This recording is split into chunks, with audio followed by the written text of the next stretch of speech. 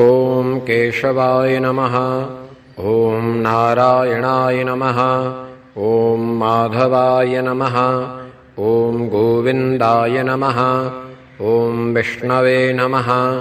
ॐ मधुसूदनाय नमः। ॐ त्रिविक्रमाय नमः। ॐ वामनाय नमः। ॐ श्रीधराय नमः। ॐ ऋषिकेशाय नमः। ॐ पद्मनाभाय नमः। ॐ दामोदराय नमः। ॐ सङ्कर्षणाय नमः। ॐ वासुदेवाय नमः। ॐ प्रद्युम्नाय नमः। ॐ अनिरुद्धाय नमः। ॐ पुरुषोत्तमाय नमः। ॐ अधोक्षजाय नमः। ॐ नारसिंहाय नमः। ॐ अच्युताय नमः। ॐ जनार्दनाय नमः।